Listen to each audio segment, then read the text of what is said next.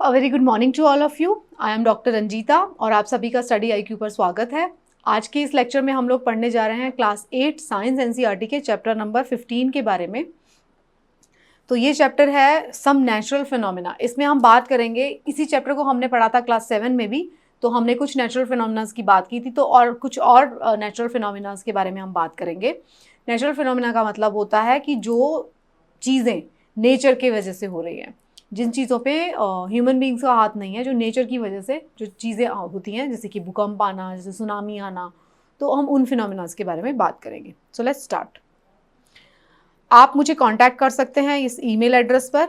This is my Instagram link, और ये जो टेलीग्राम चैनल दिया गया है, इस पर इस चैप्टर से जुड़े सभी पीडीएफ को आप डाउनलोड कर सकते हैं यहाँ पर। अगर आप चाहते हैं कि क्लास 6 और 7 एनसीईआरटी साइंस के चैप्टर्स को भी देखना, तो उन सब के लिंक्स भी इसी टेलीग्राम चैनल पर प्रोवाइड कर दिए गए हैं। जब आप टेलीग्राम चैनल ज्वाइन करें तो लिंक में मेरे नाम का स्पेलिंग ज़रूर चेक कर लें। तो इस स्लाइड में हम आपको दिखाया गया है, इसमें बता रहे हैं हम लोग कि हमने क्लास 7 में कुछ नेचुरल फिनोमिनास के बारे में पढ़ा था। जैसे कि हमने स्टॉर्म्स के बारे में पढ़ा था, साइक्लोन्स के बारे में पढ़ा था। हमने देखा था कि साइक्लोन कितना डैमेज क्रिएट कर सकते हैं। तो आज हम कुछ और फिनोमिनास के बारे में बात करेंगे। तो जो नेचुरल फिनोमिना क्या है? एनी नेचुरली अकरिंग कैलामिटी और physical process is called natural phenomena. तो two destructive natural phenomena, lightning और अर्थक्वेक के बारे में हम बात करेंगे इस चैप्टर में। ठीक है, आपने ये देखा होगा कि इलेक्ट्रिक पोल पे आपने स्पार्क होते हुए देखा होगा, स्पार्किंग होती रहती है। आपने जैसे कि कुछ ऐसा देखा होगा कि आपने कभी कुछ इस तरीके से सिंथेटिक कपड़े पहने हैं, तो अगर आपने किसी मेटल ऑब्जेक्ट को टच किया या आपने उस सिंथेटिक कपड़े को ही टच किया, तो आपको एकदम से हल्का सा करंट लगता है। तो ये सारे के सारे क्या होते हैं? ये इलेक्ट्रिक स्पार्क है। तो जो लाइटनिंग है, जो आपको बिजली चमकती हुई दिखाई देती है बादलों में, आसमान में जो आपको बिजली चमकती हुई दिखाई देती है, वो क्या है? वो भी एक तरीके का इलेक्ट्रिक स्पार्क है, बट बहुत लार्ज स्केल पे। मतलब वो नेचर कर रही है वो इलेक्ट्रिक स्पार्क, बहुत लार्ज स्केल पर जो है वो एक तरीके का इलेक्ट्रिक स्पार्क है। सेम है वो छोटे तरीके पे आप देखते हैं, जब आप कोई कपड़े पहनते हैं जिसमें कि सिंथेटिक कपड़े हैं, उसको आपने छुआ तो वो चार्ज हो जाता है। उसी तरीके का बहुत लार्ज स्केल पे अगर आप स्पार्क की बात करते हैं, तो वो है लाइटनिंग। ठीक है, जब बेंजामिन फ्रैंकलिन जो है एक हमारे साइंटिस्ट, उन्होंने 1752 में जो बेंजामिन फ्रैंकलिन है, अमेरिकन साइंटिस्ट जो है, उन्होंने बताया था कि लाइटनिंग जो होती है हमारे कपड़ों में, वो सेम फिनोमिना है जो ये वाला फिनोमिना है। तो उन्होंने ये बता दिया था। जब आप प्लास्टिक के किसी स्केल को अपने सूखे वालों में रगड़ते हो, तो भी उसके पीस ऑफ पेपर अट्रैक्ट हो जाते हैं। तो सोचिए, आप ये बात समझने की कोशिश कीजिए कि 1752 में बेंजामिन फ्रैंकलिन ने ये बताया कि भाई ये जो हमारे कपड़े से जो चार्ज हो रहा है, ये सेम है जो इलेक्ट्रिक स्पार्क हमारे को बादलों में दिखाई देता है, जिसको हम बिजली चमकना, बिजली गड़गड़ाना कहते हैं, वो सेम है दोनों। मतलब इतना होने के बावजूद भी हमें 1752 इतने साल मतलब में बताया गया, ये इतने सालों तक हम इस चीज़ को कोरिलेट नहीं कर पा रहे थे कि ये जो स्पार्क हम नीचे देखते हैं, वही स्पार्क जो है वो ऊपर नेचर में हो रहा है। तो आप सोच के देखिए कि मतलब कितनी ज़्यादा चीज़ों को हमें समझने में कितनी दिक्कत हुआ करती थी कि हम दोनों चीज़ों को कोरिलेट नहीं कर पाते थे। ठीक है, ये आप सोच लीजिएगा। तो हम नेक्स्ट आगे चलते हैं। जब आप प्लास्टिक के स्केल को भी ड्राई बालों पर रब करते हैं, तो वो भी इलेक्ट्रिक चार्ज हो जाता है। ये सब हमने बचपन में बहुत किया है। हम क्या करते थे, अगर आप अपने बालों में प्लास्टिक के स्केल को रब करेंगे और छोटे छोटे पेपर को छोटा छोटा तोड़ के रख देते थे इसके ऊपर, डेस्क के ऊपर, तो वो अट्रैक्ट कर लेगा पेपर के पार्टिकल्स को। तो क्यों अट्रैक्ट कर लेगा? क्योंकि वो जो स्केल है वो चार्ज हो गया है। जब प्लास्टिक की रिफिल जो होती है, जब आप बॉल पेन यूज़ करते हैं, उसका जो रिफिल होता है, जब प्लास्टिक का होता है, उसको अगर आप पॉलीथिन से रब करेंगे, तो उसके अंदर भी इलेक्ट्रिक चार्ज आ जाता है। ये भी एक्सपेरिमेंट हम बचपन में किया करते थे, जब हम बच्चे हुआ करते थे। तो उस टाइम पे हम ये सारे एक्सपेरिमेंट करते थे। कॉम को, जब कई बार आप प्लास्टिक की कॉम से अगर बालों में कंघी करते हैं, तो उसमें भी चार्ज आ जाता है। आप उसमें से कोई पेपर के पास या किसी हल्की चीज़ के पास लेके जाएंगे, तो वो उसको अट्रैक्ट करना शुरू कर देता है। तो ये सारी छोटी छोटी सी चीज़ें थी जो हम हमेशा करते रहते हैं। तो जो चार्ज होता है, उसका जो मेथड क्या होता है, स्टैटिक चार्ज जो होता है, उसके मेथड्स होते हैं चार्जिंग के। तो उसको हम क्या कर सकते हैं? By rubbing due to friction और by induction. The electric charge produce by rubbing is called static charge. जो आप जैसे कि ग्लास, उसको प्लास्टिक को रब करके जो चार्ज करते हो, या प्लास्टिक के स्केल को रब करके चार्ज किया, या पेन के रिफिल को पॉलिथीन के ऊपर रब करके चार्ज किया, तो ये सारे जो तरीका होता है चार्ज करने का, ये सारा है static charge. Okay, When object like plastic get rubbed with hair, it acquires charge. Similarly, glass rod को जब आप रब करते हैं सिल्क क्लोथ के ऊपर तो वो भी चार्ज हो जाती है। They get charge as they gain or lose electrons. तो ये जो चार्जिंग हो रही है ये होता क्या है, पहले आप ये समझिए। हमने ये देख लिया कि हमने किसी ग्लास रॉड को सिल्क के ऊपर रब किया तो वो चार्ज हो गई, हमने स्केल को रब किया तो वो चार्ज हो जाती है, ठीक है। लेकिन ये जो चार्जिंग है इसमें होता क्या है, इस चार्जिंग में होता है गेन होता है या तो लूज होता है इलेक्ट्रॉन्स का। पूरा इलेक्ट्रिक जो करंट है उसी के अंदर इलेक्ट्रॉन्स जो है वो रोल प्ले करते हैं। मतलब क्या हो रहा है, या तो गेन हो रहा है, कोई बॉडी गेन कर रही है, या तो कोई मटेरियल लूज कर रहा है इलेक्ट्रॉन्स को। And that is why they can attract और repel small particle pieces of paper depending on the type of charge they carry. अब जब भी कोई बॉडी चार्ज होती है या जो भी कोई मटेरियल चार्ज होता है तो वो डिपेंड करता है कि उसके ऊपर कौन सा चार्ज आया, उसने लूज किया इलेक्ट्रॉन या उसने गेन किया। वो उस मटेरियल की प्रॉपर्टी के ऊपर डिपेंड करता है, उसकी क्वालिटी के ऊपर डिपेंड करता है कि वो किस तरीके का मटेरियल है, कि वो इलेक्ट्रॉन गेन करेगा या इलेक्ट्रॉन लूज करेगा। तो जो भी उसका स्टेटस होता है चार्जिंग के बाद, उसने या तो गेन किया होगा या तो लूज किया होगा, तो उसी के अकॉर्डिंग वो अलग अलग मटेरियल को या तो अट्रैक्ट करेगा या तो रिपेल करेगा, उनके चार्ज के अकॉर्डिंग, कि उसके ऊपर पॉजिटिव चार्ज आ गया या नेगेटिव चार्ज आ गया। तो जो मटेरियल्स को अट्रैक्ट या रिपेल करेगा, तो मतलब पॉजिटिव चार्ज किसको अट्रैक्ट करेगा, नेगेटिव को। पॉजिटिव चार्ज रिपेल किसको करेगा, पॉजिटिव को। मतलब सेम चार्जेस जो होते हैं वो repel each other and the opposite charges attract each other. Okay, ये देखिए इसमें दिखाया गया है कि आप जो एक रॉड है उसको सिल्क के कपड़े से रब करेंगे तो ये पॉजिटिवली चार्ज हो जाता है। तो चार्ज जो ऑब्जेक्ट्स होते हैं क्या होते हैं, वो object that carry a charge by means of rubbing और by other process is called the charge object. ऐसा ऑब्जेक्ट जो कि किसी हमने उसको चार्ज कर दिया, मतलब रबिंग के वजह से या किसी और प्रोसेस की वजह से उसके ऊपर चार्ज आ गया, मतलब या तो उसने इलेक्ट्रॉन्स गेन कर लिए या तो उसने इलेक्ट्रॉन्स लूज कर दिए, उस प्रोसेस की वजह से उनको चार्ज ऑब्जेक्ट कहा जाएगा। क्यों उनको चार्ज ऑब्जेक्ट कहा जाता है, क्योंकि नॉर्मल स्टेट में वो चार्ज ऑब्जेक्ट नहीं थे। By virtue of some process, कोई ऐसा प्रोसेस हुआ जिसकी वजह से वो चार्ज ऑब्जेक्ट बन गए, तो उनको ही हम चार्ज ऑब्जेक्ट कहते हैं, बाकी ऑब्जेक्ट को नहीं कहते। इस डायग्राम में आपको देखिए ये न्यूट्रल चार्ज है, ठीक है। इसमें क्या है, अगर हम मान लेते हैं इसको, मान लीजिए ग्रीन रेड वाले को हम पॉजिटिव मान लेते हैं, 1 2 3 4 5, 1 2 3 4 5, 5 पॉजिटिव है 5 नेगेटिव है, तो क्या है, न्यूट्रल है, कोई भी हैवी नहीं है।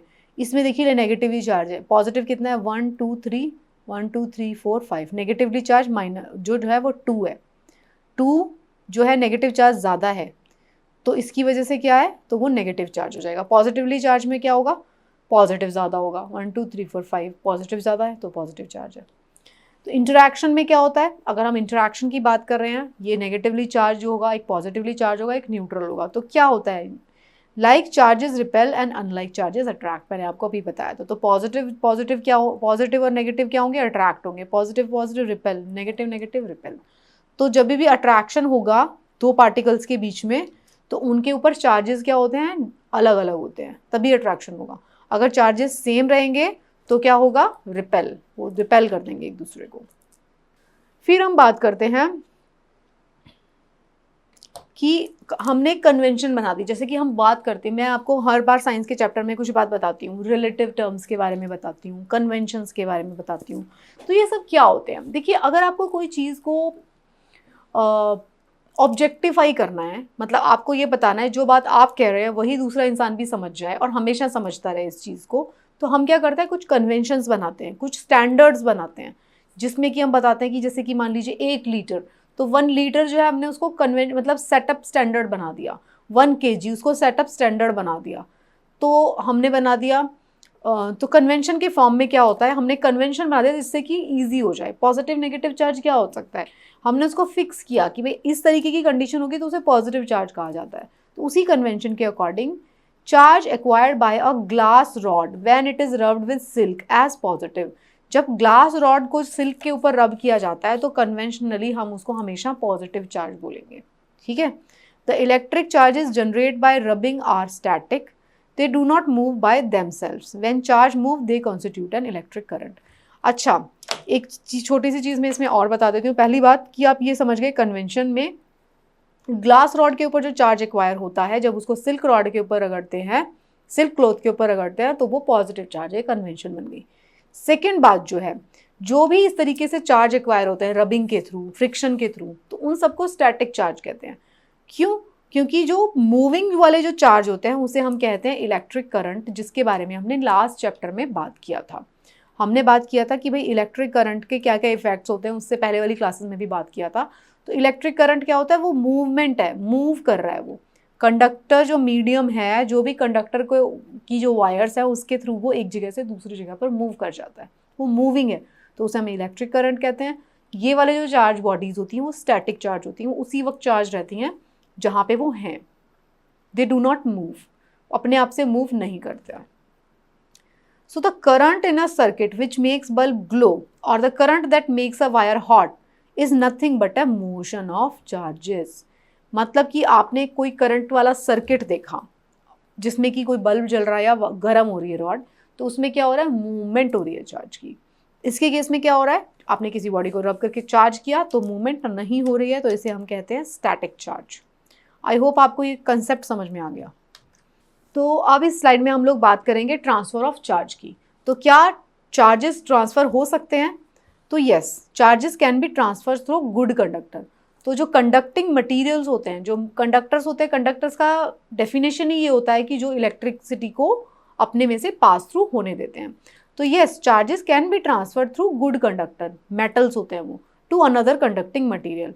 तो जो चार्ज ट्रांसफ़र होता है उसमें एक्चुअल में क्या होता है? जो चार्ज जब भी ट्रांसफ़र होते हैं एक बॉडी से दूसरे बॉडी में या एक मटेरियल से दूसरे मटेरियल में, तो उसमें होता है मूवमेंट ऑफ इलेक्ट्रॉन्स। तो movement of electrons is involve in transferring charge. तो मूवमेंट ऑफ इलेक्ट्रॉन होगा from one material to another material. तो इस डायग्राम में आप देखिए, बिफोर ट्रांसफरिंग ऑफ चार्ज क्या हो रहा है? यहाँ पे 4 इलेक्ट्रॉन थे, इधर 3 इलेक्ट्रॉन है। फिर क्या हुआ? लाइट एनर्जी यहाँ से इधर ट्रांसफ़र हो गया। तो ये आफ्टर, इधर 3 रह गए, इधर 4 आ गए। तो इलेक्ट्रॉन का ट्रांसफ़र हो रहा है अल्टीमेटली। जब चार्ज को ट्रांसफ़र होता है तो इलेक्ट्रॉन का ट्रांसफ़र होता है। फिर हम बात करते हैं इलेक्ट्रोस्कोप की। इलेक्ट्रोस्कोप क्या होता है? तो इलेक्ट्रोस्कोप क्या है? एक डिवाइस है that can detect the presence of charge, is called electroscope. Electroscope की मदद से पता चलेगा कि भाई यहाँ पर ये जो है चार्ज है। तो इसमें होता क्या है? ये देखिए, इसमें होगा एक मेटल प्लेट, ये मेटल प्लेट है। The same charge from the charge refill, the metal plate receive the same charge from the charge refill through the paper clip. ये पेपर क्लिप है, गोल्ड फॉइल है और ग्लास कंटेनर है। Paper clip, remember that the metals are good conductor like the strip carrying similar charges repel each other and they become wide. ठीक है, अब ये metal clip है, मेटल प्लेट है, उसके साथ ये सस्पेंड कर दी गई है फॉइल। इसके ऊपर सेम चार्ज आ जाएगा दोनों एंड्स पर, इसके 2 एंड्स होंगे। तो अगर इसके दोनों एंड्स पर सेम चार्ज आ जाएगा तो एक दूसरे को रिपेल कर देंगे, ये ऐसे खुल जाएगी। रेस्टिंग स्टेट में जब इसके ऊपर चार्ज कोई नहीं है तब उस रेस्टिंग स्टेट में ये इस तरीके से रहती है ना। जैसे ही इसके ऊपर चार्ज आ गया तो ऐसे ही एक दूसरे को रिपेल कर देंगे। पॉजिटिव पॉजिटिव सेम चार्ज आ गया तो मेटल प्लेट क्या करेगी? रिसीव करेगी the same charge from the charge refill through the paper clip. ये जो चार्ज रिफिल है उसके थ्रू ये जाएगी और यहाँ पे ये सस्पेंडेड है। Thus we find that the electrical charge can be transfer from the charge object to another through a metal conductor. इस एक्सपेरिमेंट से हमें ये पता चल रहा है कि मेटल कंडक्टर के वजह से जो है, मेटल कंडक्टर से हम जो है चार्ज को ट्रांसफ़र कर सकते हैं। ये जो थी मेटल प्लेट थी, नेगेटिवली चार्ज है, ये चार्ज रॉड है, मेटल प्लेट है, ये चार्ज रॉड है। जैसे इसको ये टच करेगी तो ये इसको यहाँ वाले ये जो पॉजिटिवली चार्ज थी इसको क्या करेगी? ये ट्रांसफ़र कर देगी इधर से इधर। तो इसमें हमने देखा ये भी मेटल है, तो हमने इसमें एक्सपेरिमेंट में देखा कि ये मेटल के थ्रू जो है चार्ज पास ऑन हो सकता है। ये चार्ज रॉड को जैसे ही हमने इस मेटल प्लेट से टच किया तो इसने चार्ज को ट्रांसफ़र ऑन कर दिया गोल्ड फॉइल लीव्स में। ये भी मेटल है तो ये भी चार्ज हो गई और चार्ज होते ही ये आपको नज़र आएंगी। तो ये एक तरीके का इलेक्ट्रोस्कोप का डिज़ाइन है। इलेक्ट्रोस्कोप वो डिवाइस है जिससे कि हम पता लगाते हैं कि वो कोई पर्टिकुलर ऑब्जेक्ट चार्ज है या नहीं। जो भी ऑब्जेक्ट चार्ज है हम उसको टच करके यहाँ पर देख लेते हैं। ठीक है, तो उससे हमें पता चल जाता है। फिर हम बात करते हैं डिस्चार्ज ऑब्जेक्ट की, जो चार्ज नहीं होते, जो अपना चार्ज लूज कर देते हैं। When object lose their charge by transfer they are known as discharge object. एक ऑब्जेक्ट था, वो चार्ज था, हमने इस वाले डायग्राम में अभी देखा, ये देखिए, ये चार्ज रॉड था, ये चार्ज था, इसको यहाँ पे टच कर दिया तो इसने अपना चार्ज यहाँ ट्रांसफर कर दिया, तो ये डिस्चार्ज हो जाएगा। फाइन। तो क्या हो रहा है, discharge object, repeat charging of rod and touching the paper clip, even every time foil strip collapse as soon as touch the paper clip with hand। देखो, अगर आप इस एक्सपेरिमेंट में देखोगे तो जब भी आप उस मेटल क्लिप को टच करेंगे अपने हैंड से तो हैंड में चला जाएगा चार्ज, तो वो कोलैप्स हो जाती हैं। वो क्यों होती हैं? क्योंकि फॉयल स्ट्रिप से जो चार्ज जो है वो अर्थ में चला जाता है आपकी बॉडी के थ्रू, वो डिस्चार्ज हो जाती है। देखिए, ये वाला जो आपने एक्सपेरिमेंट देखा, इसके अंदर हमने देखा था कि ये एक मेटल रॉड लगा, मेटल का ऑब्जेक्ट लगा हुआ है, प्लेट, कोई भी चार्ज बॉडी जैसे कि ये वाली रॉड, इसको आपने टच किया तो इसने यहाँ पे फॉइल में, यहाँ पे पेपर क्लिप के थ्रू यहाँ पे ट्रांसफ़र कर दिया। पेपर क्लिप हो सकती है, कोई और रॉड हो सकती है, कुछ भी हो सकती है, तो इस फॉइल में ट्रांसफ़र कर दिया, गोल्ड फॉइल में जैसे ही, और ये खुल गया ऐसे। अगर आप इस मेटल क्लिप को यहाँ पे टच कर दोगे, इधर से टच कर दोगे अगर आप इसको अपने हैंड से, तो आपकी बॉडी के थ्रू होते हुए जो चार्ज होगा वो अर्थ में चला जाएगा, और ये जो है वापस से ऐसे आ जाएगी। अभी ये इस पोजीशन में है, खुल गए थे चार्ज की वजह से, तो ये वापस से अपनी रेस्टिंग पोजीशन में ऐसे आ जाएंगे। ठीक है, वो पेपर क्लिप, वो जो फॉइल के जो मेटल के फॉइल हैं पतले पतले, वो वापस से अपनी रेस्टिंग पोजीशन में आ जाते हैं जैसे ही आप उसको अपने हाथ से टच करेंगे। जो उनकी मेटल प्लेट होगी उसको जैसे ही आप अपने हाथ से टच करेंगे तो वो वापस से अपनी रेस्टिंग पोजीशन में आ जाएंगे। इसका मतलब होगा कि वो जो चार्ज है वो डिस्चार्ज हो गया। कैसे हो गया डिस्चार्ज? जैसे ही आपने उसको टच किया तो आपके हैंड के थ्रू, हमारी बॉडी के थ्रू वो अर्थ में पहुंच गया, अर्थिंग हो गई। तो अब हम जो है सेकेंड कंसेप्ट बात करेंगे, वो है अर्थिंग की। अर्थिंग का सबसे पहले आपने एक्सपेरिमेंट करके देख लिया, जैसे ही आप उसको टच करेंगे तो चार्ज आपकी बॉडी के थ्रू होते हुए अर्थ में चला जाएगा, और जो फॉइल है वो डिस्चार्ज हो जाएगी और अपनी नॉर्मल स्टेट में आ जाएगी। तो अर्थिंग क्या होता है? अर्थिंग होता है the process of transferring charges from a charge object to the earth. मतलब कोई भी चार्ज ऑब्जेक्ट हो गया है, उसके चार्ज को, अगर वो चार्ज रहेगा तो जो कोई भी उसे टच करेगा उसको करंट लग सकता है। तो जो वो ऑब्जेक्ट चार्ज हो जाता है, जितनी भी इलेक्ट्रिसिटी उसमें आती है उसको पूरी की पूरी को हम अर्थ में ट्रांसफ़र कर देते हैं, तो उस प्रोसेस को अर्थिंग कहा जाता है। देखिए, जब भी वायर्स डलती हैं, करंट सप्लाई यहाँ से आ रही है, लाइव वायर, उसके साथ एक न्यूट्रल वायर डलती है, तो जो न्यूट्रल वायर जो होती है वो टच होके पूरा का पूरा जो एक्स्ट्रा करंट अगर सर्किट में आता है, जो करंट आता है उसको अर्थिंग कर देगी। अगर अर्थिंग नहीं होगी तो क्या होता है? अर्थिंग नहीं होगी तो फिर आपके इक्विपमेंट्स जो हैं वो ख़राब हो सकते हैं। ठीक है, लाइटनिंग की बात करते हैं। लाइटनिंग जब होती है तभी भी हमें घरों में भी अर्थिंग करनी पड़ती है, कि मतलब अगर घर में सबसे ऊपर, घर के ऊपर बिजली गिर जाए, जो बिजली चमकती है, अगर घर के ऊपर बिजली गिर जाती है तो घरों में वो किया जाता है, अर्थिंग की जाती है, ताकि वो एक्स्ट्रा जो बिजली है वो सारी की सारी हमारे घर को डैमेज ना करके पूरी अर्थ में चली जाए। लाइटनिंग क्या होती है पहले, सबसे पहले ये जान लेते हैं। जब थंडर स्टॉर्म्स आते हैं, आपने देखा था, हमने पिछले चैप्टर्स में पढ़ा है, जब थंडर स्टॉर्म आते हैं तो क्या होता है? आसमान में बिजली चमकती हुई हमें दिखाई देती है, उसी को हम लाइटनिंग कहते हैं। उसमें होता क्या है? थंडर स्टॉर्म में जब क्या होता है, air current move upwards while the water droplets move downwards. ऊपर जा रहा है एयर करंट और वाटर ड्रॉपलेट्स नीचे आ रहे हैं। ये जो विग्रस मूवमेंट्स होती है ये cause is separation of charges. इसकी वजह से क्या होता है? चार्जेस सेपरेट हो जाते हैं, एक जगह पे पॉजिटिव हो जाता है, एक जगह पे नेगेटिव हो जाता है, by a process not yet completely understood. पूरी तरीके से हमें पता नहीं है पूरा फिनोमिना, लेकिन हमने, साइंटिस्ट ने एक्सपेरिमेंट करके चेक किया है। जो पॉजिटिव चार्ज होता है वो कलेक्ट होता है near the upper edges of the cloud, जो बादल होते हैं उसके ऊपर, और नेगेटिव चार्ज कहाँ पे एक्यूमुलेट होता है? नीचे लोअर एजेस में। अगर जब भी आप वो देखेंगे, ये अगर मैं इस डायग्राम में देखती हूँ तो पॉजिटिव चार्ज क्या है? अपर की तरफ पॉजिटिव चार्ज हो गया, और नीचे की तरफ जो बादल है उनमें नेगेटिव चार्ज हो जाएंगे। ठीक है, एयर अपवर्ड जा रही है और नीचे क्या आ रही है? बारिश की नीचे नीचे बूंदें आ रही हैं, तो यहाँ पे नेगेटिव चार्ज आ गया, यहाँ पे पॉजिटिव चार्ज आ गया। तो उससे क्या हो रहा है? When magnitude of the accumulated charges becomes very large, जब बहुत ज़्यादा चार्ज इकट्ठा हो जाएगा, ऑपोजिट, स्टार्क ऑपोजिट चार्ज, तो एयर इज नॉर्मली, जो कि एयर है, जो कि नॉर्मली क्या है, नॉर्मली पुअर कंडक्टर होती है। हमने अभी पिछले चैप्टर में ही पढ़ा था कि एयर जो है कंडक्टर है, लेकिन वो पुअर कंडक्टर होती है। तो एयर क्या करेगी, पुअर कंडक्टर ऑफ इलेक्ट्रिसिटी है, तो वो क्या करेगी, not able to resist that flow. Poor conductor होने के बावजूद भी इतनी ज़्यादा इलेक्ट्रिसिटी आ गई कि पुअर कंडक्टर ने भी जितनी इलेक्ट्रिसिटी थी वो कंडक्ट कर दी। ठीक है, नेगेटिव और पॉजिटिव चार्ज जब मीट करेंगे तो वो एक बहुत ही bright streaks of bright light और साउंड होगा। इसी को हम क्या कहते हैं, लाइटनिंग। ये जो प्रोसेस है इसको बोलते हैं इलेक्ट्रिक डिस्चार्ज, मतलब लाइटनिंग होती है। अब हमने बादल में देखा कि देखिए, ये बादल में आपने देखा ऊपर वाले जो लेयर्स हैं वो पॉजिटिव चार्ज होती है, नीचे वाली नेगेटिवली चार्ज होती है। जब ये चार्ज बहुत ज़्यादा बढ़ जाता है तो एयर वैसे तो फ्लो नहीं करती अपने अंदर से इलेक्ट्रिसिटी, लेकिन जब ये बहुत ज़्यादा बढ़ जाता है, मैग्नीट्यूड इसका बहुत बढ़ जाएगा, तो फिर वो एयर जो होती है वो फ्लो कर देती है, उसको इलेक्ट्रिसिटी को अपने में से कंडक्ट कर देती है। तो फिर हमें दिखाई देती है बहुत ज़्यादा चमकती हुई बिजली और साथ में बहुत ज़्यादा आवाज़, गड़गड़ाहट के साथ। इलेक्ट्रिक डिस्चार्ज में क्या होता है, the process of flow of charge from cloud to cloud और from cloud to earth. Charge जो है वो ट्रांसफर हो रहा है क्लाउड से अर्थ में या क्लाउड से दूसरे क्लाउड में। किस वजह से हो रहा है, separation of positive and negative charges. क्योंकि नेगेटिव और पॉजिटिव चार्ज हमने देखा, ऊपर पॉजिटिव है नीचे नेगेटिव है, इनका सेपरेशन है, तो उसकी वजह से क्या हो रहा है, जब ये वाले, इसका मैग्नीट्यूड इतना ज़्यादा बढ़ जाएगा कि ये इसको होल्ड नहीं कर पाएगा ये मटेरियल, तो ये ट्रांसफ़र करेगा इसको दूसरे बादलों में या फिर ट्रांसफ़र करेगा नीचे अर्थ पे। तो किस मीडियम क्या रहेगा, एयर। वैसे एयर क्या है, पुअर कंडक्टर है इलेक्ट्रिसिटी की, बट इतना ज़्यादा मैग्नीट्यूड बढ़ चुका है तो एयर को भी एज ए कंडक्टर यूज़ करके उसको चार्ज को ट्रांसफ़र किया जाएगा। तो इसको हम बोलते हैं electric discharge.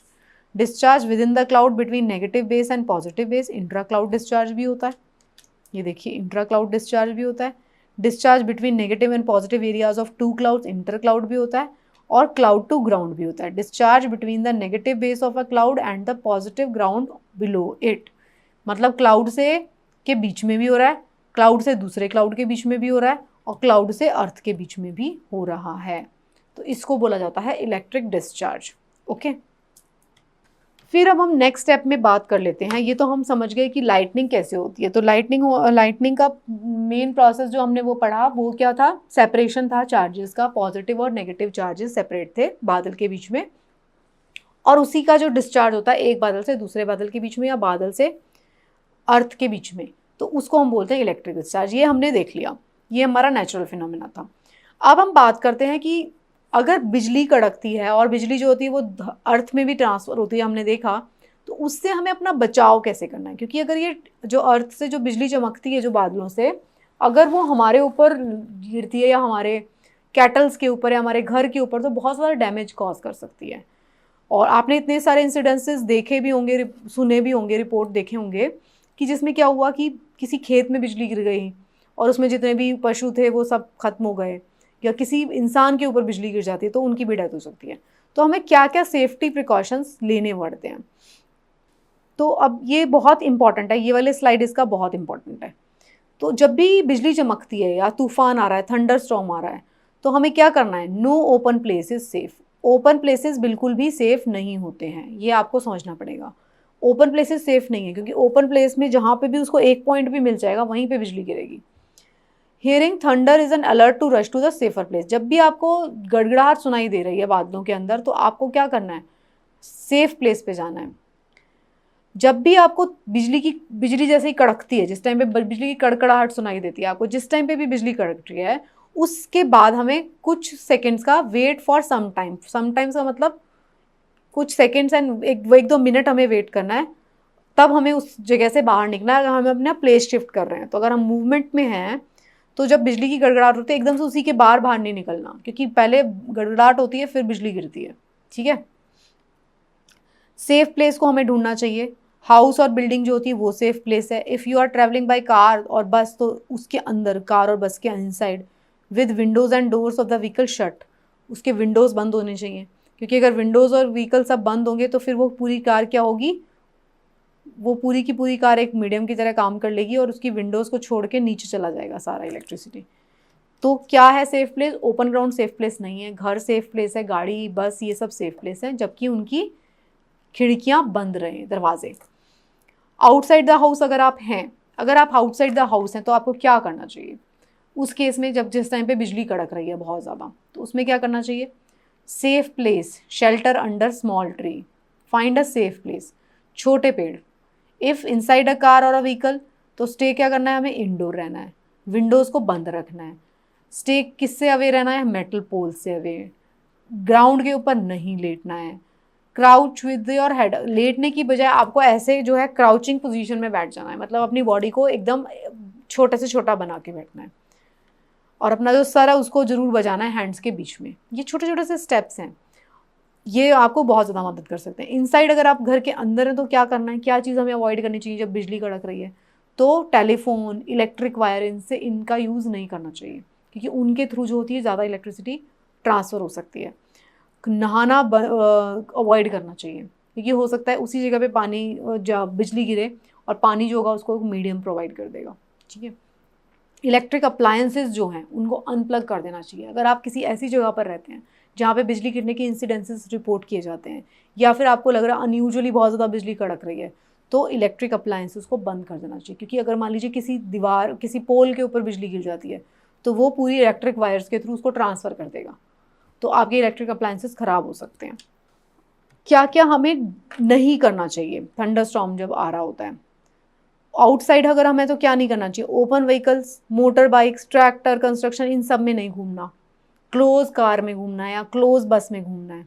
Open field, tall trees, shelter in park, elevated place do not protect us from the lightning. मतलब खुले मैदानों में, ये सब जगह पे, पार्क, बड़े बड़े पेड़, टॉल ट्रीज, वो हमें प्रोटेक्ट नहीं कर पाएंगे। अगर बिजली गिरती है तो उनके ऊपर गिर सकती है। जो है छाता, जिस टाइम पे बिजली कड़क रही है उस टाइम पे छाता लेके जाना भी एक अच्छा आइडिया नहीं है, क्योंकि छाता जो है उसको अट्रैक्ट कर सकता है, बिजली उसको एक पॉइंट समझ के उसके ऊपर गिर सकती है।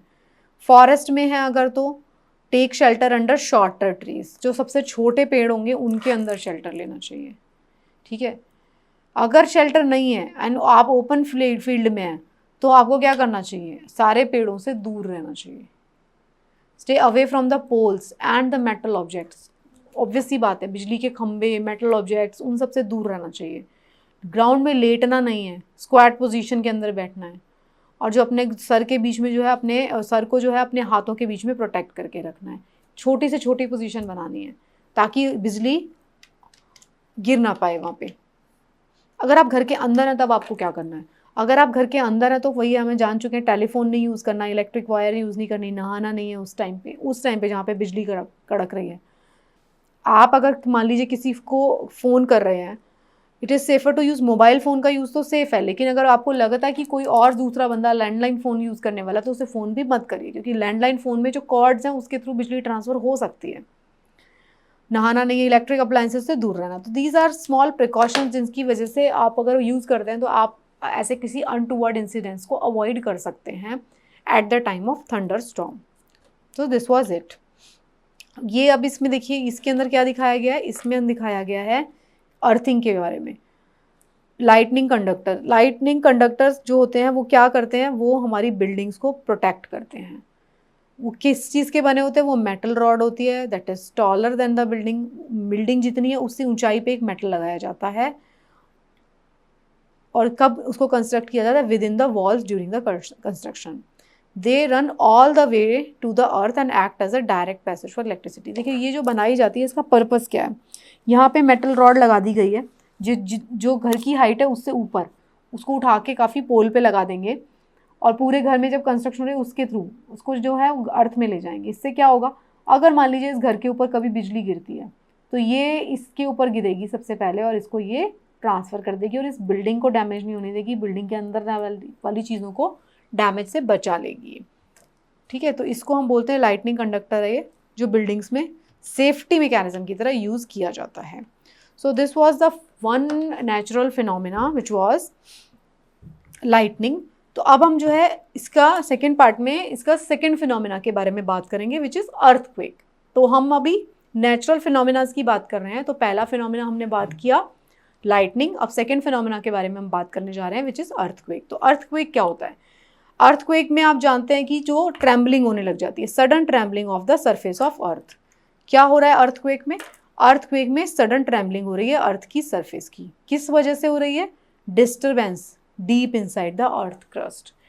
अर्थक्वेक किस लिए आते हैं? अर्थक्वेक इसलिए आते हैं कि जो हमारी अर्थ की क्रस्ट है उसके अंदर कोई ना कोई इनसाइड जो है डिस्टरबेंसेस हो रहे हैं। वो जो डिस्टरबेंसेस है वो हमें अर्थ जो है वो हमें दिखाती है इन फॉर्म ऑफ अर्थक्वेक। अर्थ के अंदर कोई भी डिस्टरबेंसेस हैं तो अर्थ के अंदर मूवमेंट होती है और वो मूवमेंट हमें दिखाई देती है अर्थक्वेक के फॉर्म में। अर्थ के तो सिर्फ अपने डिस्टरबेंसेस को रिलीज कर रही है और हमारे यहाँ पे क्या हो रहा है, हम क्योंकि सरफेस के ऊपर रहते हैं तो हमारा जीवन जो है बहुत टेंशन में आ जाता है। अर्थक्वेक से क्या होता है? लार्ज स्केल डैमेजेस हो सकती हैं लाइफ को, प्रॉपर्टी को। अर्थक्वेक को कैन नॉट बी प्रिडिक्ट। देखिए अर्थक्वेक एक ऐसा फिनोमिना है जिसको बहुत एक्यूरेटली प्रिडिक्ट नहीं कर सकते। काफ़ी हद तक मतलब प्रिडिक्ट कर पाते हैं, ऐसे जोन्स को साइंटिस्ट ने आइडेंटिफाई कर लिया है जिसमें कि उन्होंने बता दिया है कि भाई ये जो जोन है ये अर्थक्वेक प्रोन जोन है, this particular zone is not earthquake prone. But हम उसको एग्जैक्टली एक्यूरेटली 100% एक्यूरेसी के साथ प्रिडिक्ट नहीं कर सकते। तो सबसे पहले हम जानने की कोशिश करते हैं कि अर्थक्वेक के कारण क्या होते हैं, आता ही क्यों है अर्थक्वेक।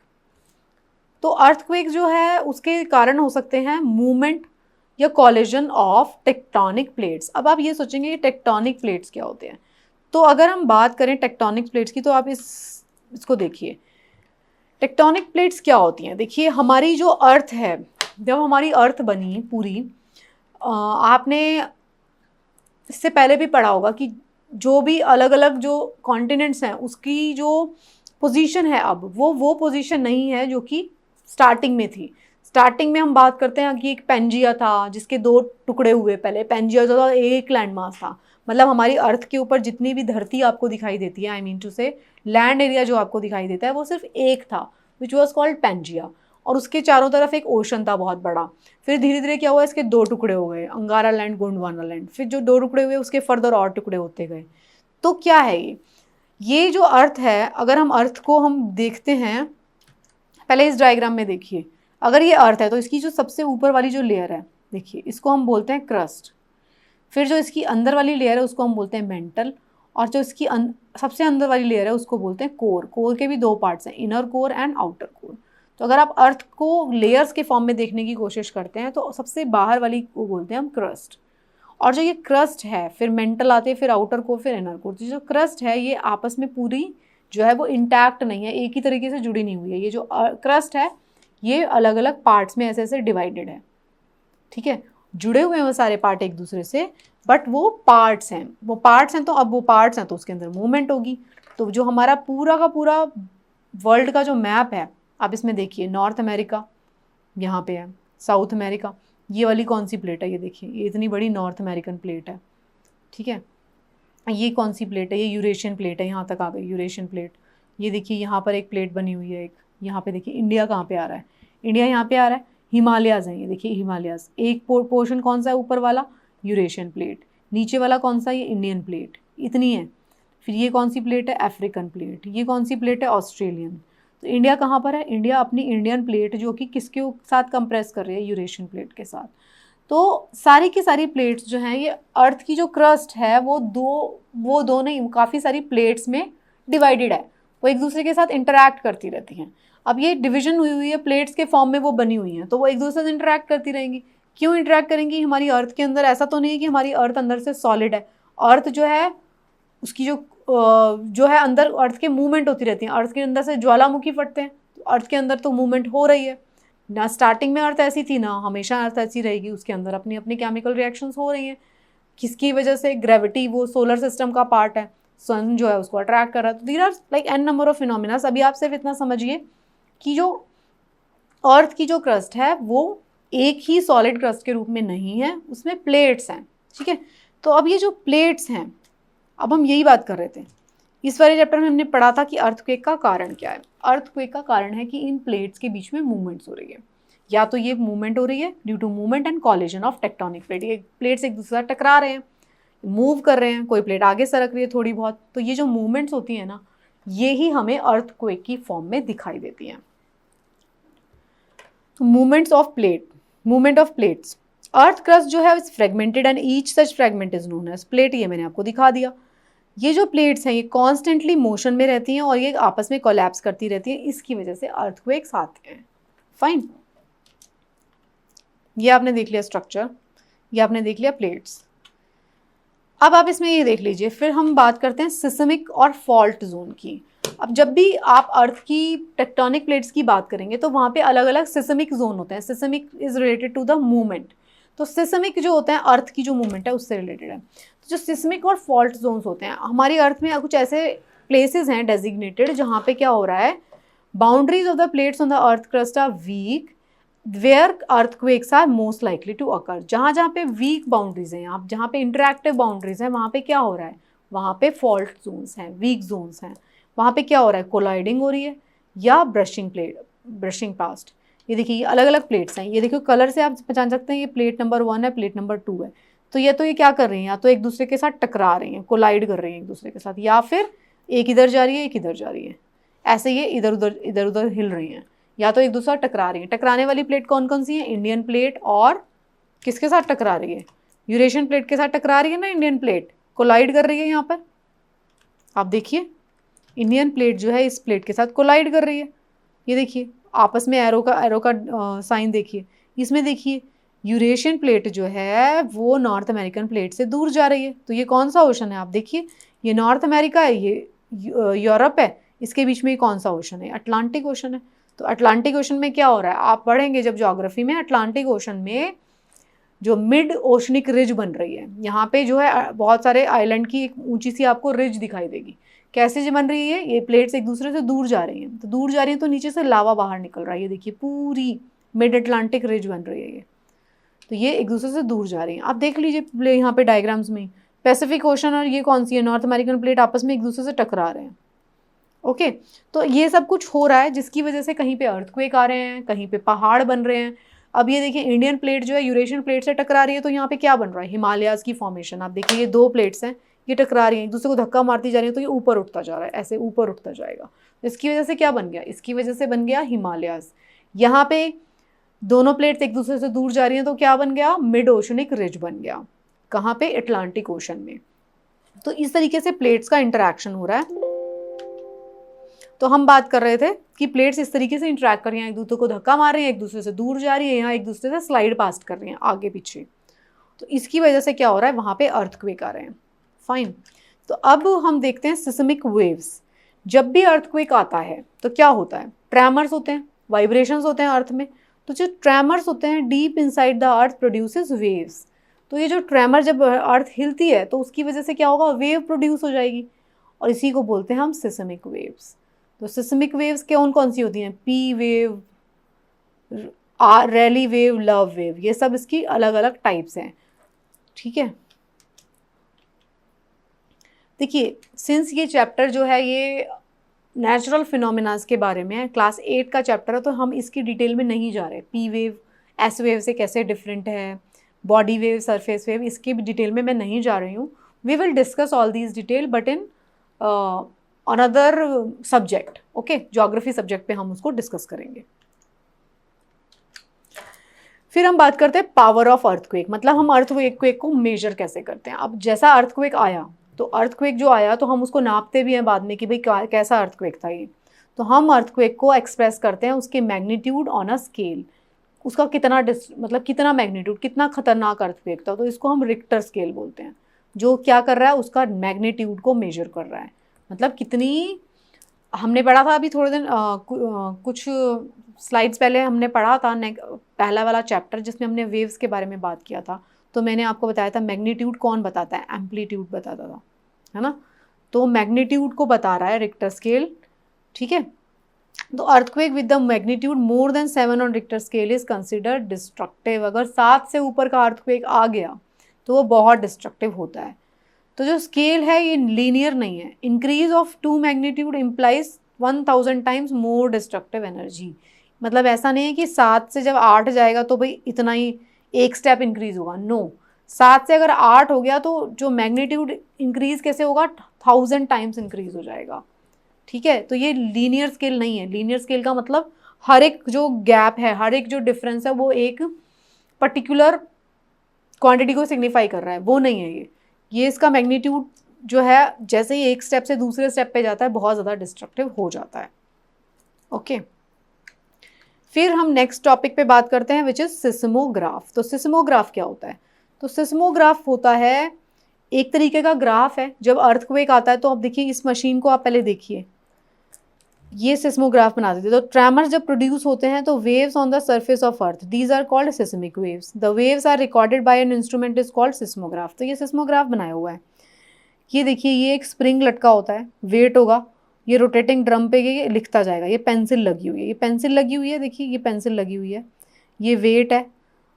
जैसे ही अर्थ में अर्थक्वेक आएगा ये हिलना शुरू हो जाएगा, पूरा पोल स्प्रिंग पूरा हिलने लग जाएगा। जैसे ये हिलने लग जाएगा तो जो पेंसिल है ये इसके रोलिंग ड्रम के ऊपर पेपर लगा होता है, तो उसके ऊपर ऐसे ऐसे ऐसे ऐसे ऐसे मार्किंग करना शुरू कर दी। देखिए ऐसे लगी हुई है पेंसिल, ऐसे इस डायरेक्शन में पेंसिल लगी हुई है, ठीक है, इस डायरेक्शन में पेंसिल है। तो जैसे ये हिलना शुरू करेगी तो कैसे कैसे ऐसे ऐसे ऐसे ऐसे ऐसे ऐसे मार्किंग बनाना शुरू कर देगी। बहुत ज़्यादा हिलेगी तो ऐसे ऐसे ऐसे ऐसे बनाएगी, और हिलेगी तो ऐसे ऐसे ऐसे ऐसे ऐसे बड़े बड़े। तो इसको रीड किया जाता है। इसको जो सिस्मोग्राफिस्ट जो होते हैं, जो कि जोग्राफर्स होते हैं, वो इसको रीड करेंगे। साइंटिस्ट जो हैं हमारे, वो इसको रीड करेंगे सिस्मोग्राफ को, और बताएंगे कि भाई कितना ट्रेमर, मतलब कितना ज़्यादा खतरनाक था। जो इंस्ट्रूमेंट है वो क्या है? वाइब्रेटिंग रॉड है, एक पेंडुलम है जो वाइब्रेट करने लग जाएगा जब ट्रेमर आएगा। पेन होगा, उससे पेंसिल अटैच होगा, और वो पेंसिल क्या होगा, पेपर पे ऐसे ऐसे लाइंस ड्रॉ करना शुरू कर देगा। तो जो हम इस वेव को स्टडी करते हैं जो निकल रही है, scientist can construct the map of earthquake. They can also estimate the power to cause destruction. वो उसकी रीडिंग्स को देख के बता सकते हैं कि ये वाला अर्थक्वेक जो है कितनी डिस्ट्रक्शन कर सकता है। कर सकता है क्या? जब अर्थक्वेक आ चुका होता है उसी के बाद ही हम इसको पढ़ते हैं, तो वो कर चुका होता है, एक्चुअली बेसिकली वो कर चुका होता है। बट हाँ, हमारे पास ये मैकेनिज्म है अभी कि हम ये पी वेव्स को क्योंकि स्टडी कर पाते हैं, तो हम ये बता देते हैं कि भाई अभी ये फर्स्ट अर्थक्वेक आया है, क्या इसके बाद सब्सिक्वेंट और कितने अर्थक्वेक ड्यू हैं, मतलब नियर फ्यूचर में, कि भाई इसी आज ही के दिन और अर्थक्वेक आने वाले हैं, 2-4 दिन बाद और अर्थक्वेक्स आने वाले हैं। तो वो ज़रूर प्रेडिक्ट किया जा सकता है। इस डायग्राम में आप देख सकते हैं कि जो अर्थक्वेक जब आता है, देखिए ये जब अर्थक्वेक आता है तो एक जो जहाँ पे आता है, जो उसका फोकस होता है, फोकस वो अंदर होगा कहीं पे। तो जो उसका फोकस होगा उसको हाइपोसेंटर भी कहते हैं। तो हाइपोसेंटर ही फोकस है, focus is equal to hypocenter, ठीक है। और जो जब ये वेव्स होंगी, वो पहली वेव जहाँ पे अर्थ पे जो टच करेगी, शॉर्टेस्ट डिस्टेंस में फर्स्ट जो टच करेगी, अर्थक्वेक जो है वो अर्थ के अंदर आ रहा है, तो अर्थ के अंदर जहाँ पे आएगा उसे तो हमने फोकस कह दिया। लेकिन जैसे ही वो हिलना शुरू होगा तो वो वेव जाएगी आगे, और वो कहीं ना कहीं अर्थ पे टच करेगी। तो जो फर्स्ट जिसको जहाँ पे टच करती है उसको हम बोलते हैं एपीसेंटर, ठीक है। वो एपीसेंटर कहाँ होगा? सरफेस ऑफ अर्थ पे। तो यही क्वेश्चन कई बार पूछा जाता है कि भाई फोकस जो है सरफेस ऑफ अर्थ पे, फोकस सरफेस ऑफ अर्थ पे नहीं होता, क्योंकि जनरली कभी भी अर्थक्वेक का फोकस वहाँ होता है जहाँ पे ऑरिजिन हो रहा है, तो अंदर होता है वो बेसिकली, ठीक है। फिर हम बात करते हैं कि प्रोटेक्शन कैसे कर सकते हैं हम अगेंस्ट अर्थक्वेक। देखिए अर्थक्वेक आना, क्योंकि ये नेचुरल फिनोमिना, हम इसको नहीं रोक सकते। जैसे बिजली के चमकने को, गड़गड़ाने को नहीं रोक सकते, सिमिलरली हम अर्थक्वेक को आने से नहीं रोक सकते हैं, because it is a natural phenomena. तो हम क्या कर सकते हैं? हम इस तरीके के बिल्डिंग बना सकते हैं, हम खुद को बता सकते हैं, हम खुद की गलतियों से सीख सकते हैं कि हमें ये करना चाहिए जब अर्थक्वेक आएगा, ताकि डिस्ट्रक्शन से बचा जा सके। हमें अपने घरों को, अपने बिल्डिंग्स को, अपने आप को इस तरीके से अर्थक्वेक प्रूफ बनाना पड़ेगा। तो क्या हो सकता है? बिल्डिंग्स जो होती हैं, जो बिल्डिंग्स हैं in those zones which should be so designated that they can withstand the major tremors. जो बिल्डिंग्स हैं उनकी स्पेशल कंस्ट्रक्शन होनी चाहिए कि वो ट्रेमर्स से अपने आप को बचा सकें। मतलब कि जब भी अर्थक्वेक आएगा तो उससे हिलती है पूरी बिल्डिंग, तो उससे वो खुद को बचा पाएँ। तो बिल्डिंग्स को इस तरीके से बनाना चाहिए। जो मॉडर्न बिल्डिंग टेक्नोलॉजी जो है वो इस चीज़ को काफ़ी हद तक पॉसिबल बना देती है। तो हमें क्या करना चाहिए ऐसी बिल्डिंग बनाने के लिए? कि क्वालिफाइड आर्किटेक्ट्स जो हैं, इंजीनियर्स हैं, उनको भी कंसल्ट करना चाहिए, उनको बताना चाहिए कि भाई ये जो जोन है ये ऑलरेडी अर्थक्वेक प्रोन जोन है, तो इसमें जो है वो बिल्डिंग्स हमारे को इस तरीके से बनानी है। जो बहुत ज़्यादा सिस्मिक एरियाज़ हैं, जहाँ पे मान लीजिए हर बार आता रहता है, जैसे कि जापान में बहुत फ्रीक्वेंटली अर्थक्वेक आते हैं, तो वहाँ पे क्या करना चाहिए? लेकिन जापान मड हाउस नहीं बनाता, टिम्बर हाउस नहीं बनाता, उनके पास और एडवांस टेक्नोलॉजी है। बट ये इंडिया के हिसाब से लिखा है कि मान लीजिए कोई इंडिया के ऐसे जोन्स हैं जहाँ पे ज़्यादा अर्थक्वेक आ रहा है, तो मड और टिम्बर के हाउस जो होते हैं वो बेटर होंगे। क्योंकि मड और टिम्बर अगर मान लीजिए गिरेगा तो उतना डिस्ट्रक्शन करता नहीं है जितना, और वो वाइब्रेशन को भी ज़्यादा सहन कर सकता है। रूफ जो होंगी लाइट होनी चाहिए, लाइट क्यों होनी चाहिए, अगर वो गिरती हैं तो वो डैमेज बहुत ज़्यादा ना करें, वही बात है। अगर बेटर है, it is better if the cupboards and the shelves are fix to the walls so that they do not fall. जो भी ऐसे जोन प्रोन है उसके अंदर जो अलमारियाँ हैं उनको फिक्स कर दिया जाए, दीवार के साथ फिक्स रहें वो, ताकि वो हिलें तो गिरे ना किसी के ऊपर। वॉल क्लॉक्स जो हैं, फोटो फ्रेम्स जो हैं, ऐसी चीज़ें जो कि लटकी हुई हैं उनको कम से कम लगाना चाहिए ऐसे घरों में जहाँ पे अर्थक्वेक ज़्यादा आते हैं। ऐसी लटकी हुई चीज़ों को नहीं लगाना चाहिए क्योंकि वो चीज़ें सबसे पहले गिरेंगी। अगर बिल्डिंग में आग लग जाती है तो बिल्डिंग के अंदर आग से बचने के लिए भी सारे के सारे इक्विपमेंट होने चाहिए, क्योंकि ऐसा होता है कई बार कि जब अर्थक्वेक आता है तो अर्थक्वेक की वजह से जो टूट फूट होती है उसकी वजह से कई बार शॉर्ट सर्किट आग लग जाती है, तो आग से बचने के इंस्ट्रूमेंट्स भी उस जगह पे, उस बिल्डिंग में, उस घर में लगे होने चाहिए। ठीक है, अगर आप अर्थक्वेक आ रहा है और अगर आप आउटडोर्स में हैं तो आपको क्या करना चाहिए?